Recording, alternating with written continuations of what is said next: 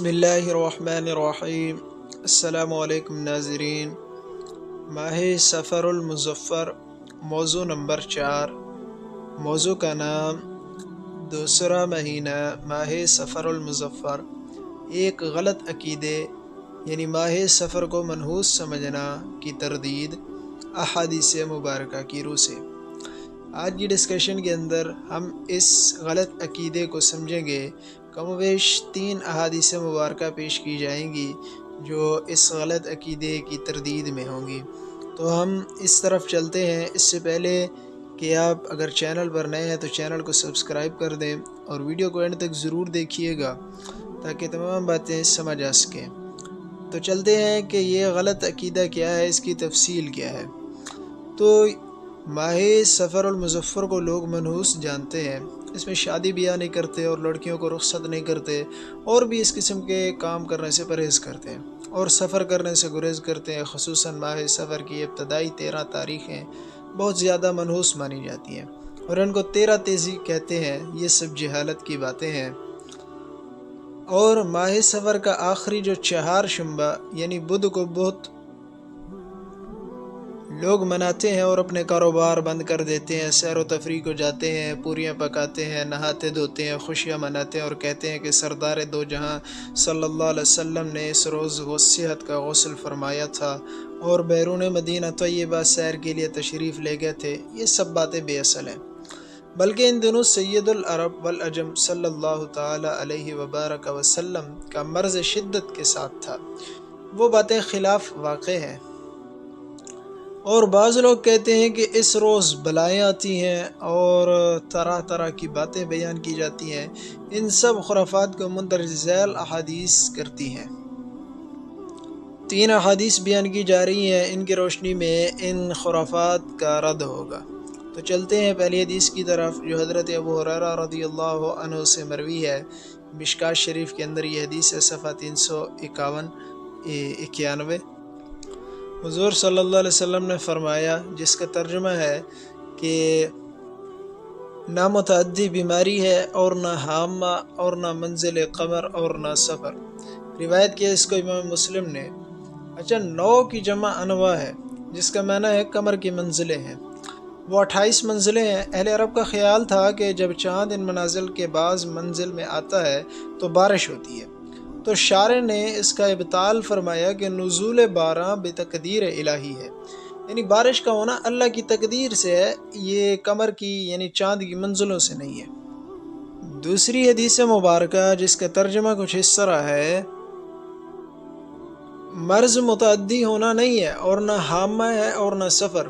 ایک اعرابی نے عرض کیا، یا رسول اللہ صلی اللہ علیہ وبارک وسلم، اس کی وجہ کیا ہے کہ ریگستان میں اونٹ ہرن کی طرح صاف ستھرا ہوتا ہے اور خارشی اونٹ جب اس سے مل جاتا ہے تو اسے بھی خارشتی کر دیتا ہے۔ حضور اکرم صلی اللہ علیہ وسلم نے فرمایا، پہلے کس نے مرض لگا دیا، یعنی جس طرح پہلا اونٹ خارشتی ہو گیا تو دوسرا بھی ہو گیا۔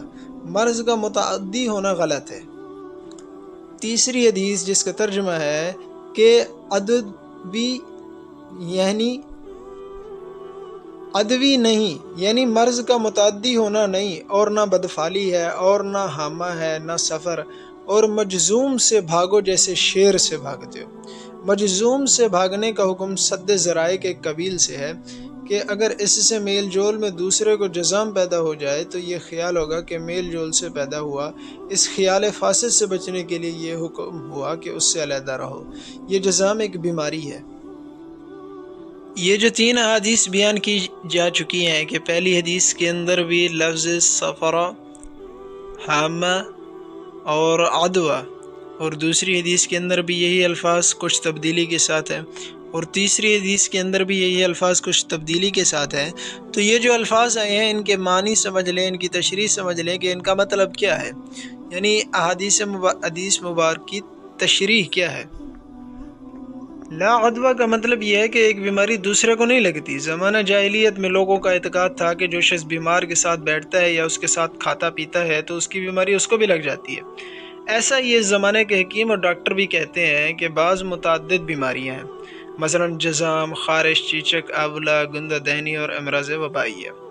مگر حکیموں کے حکیم جناب حضرت محمد مجتبی مصطفیٰ صلی اللہ علیہ وبارک وسلم نے اس جاہلانہ عقیدے کو باطل قرار دیا ہے اور واضح فرمایا کہ بیماری کوئی بھی ہو ایک سے دوسرے کو نہیں لگتی، بلکہ قادر مطلق نے جیسا کہ ایک کو بیمار کیا اسی طرح دوسرے کو بیمار کر دیتا ہے۔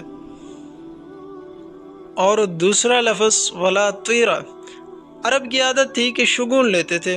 بائیں طریق کے جب کسی کام کا قصد کرتے یا کسی جگہ جاتے تو پرندے یا ہرن کو چھکارتے، اگر یہ دائیں طرف بھاگتا تو اسے مبارک جانتے اور نیک پھل لیتے اور اس کام کے لیے نکلتے، اگر بائیں طرف بھاگتا تو اسے نجس اور نا امید جانتے اور کام سے باز رہتے۔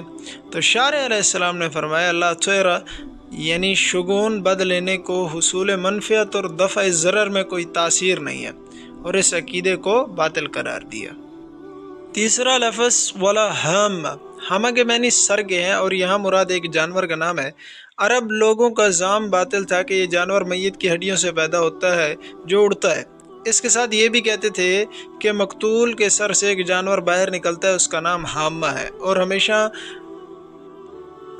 فریاد کرتا ہے کہ مجھ کو پانی دو، یہاں تک کہ اس کا مارنے والا مارا جاتا ہے۔ اور بعض کہتے تھے کہ مقتول کی روح جانور بن جاتی ہے اور فریاد کرتی ہے تاکہ کینہ اپنے مارنے والے سے اپنے ہاتھ سے لے جب کینہ لیتا تو اڑ جاتا۔ اور بعض نے کہا کہ ہامہ الو کو کہتے ہیں، جس وقت کہ کسی کے گھر میں آ بیٹھتا ہے اور بولتا ہے تو گھر ویران ہو جاتا ہے یا کوئی مر جاتا ہے۔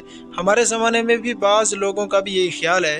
شارع علیہ السلام نے اس عقیدے کو لا ہامہ فرما کر باطل بتایا۔ اور آخری بات ولا سفر نہیں، اس میں بہت سے اقوال ہیں۔ بعضوں کے نزدیک سفر سے مراد یہی مہینہ ہے جو محرم شریف کے بعد آتا ہے، اور عوام اس کو محل نزول بلا اور حوادثات و آفات کا جانتے ہیں۔ یہ اعتقاد بھی بے اصل اور باطل ہے۔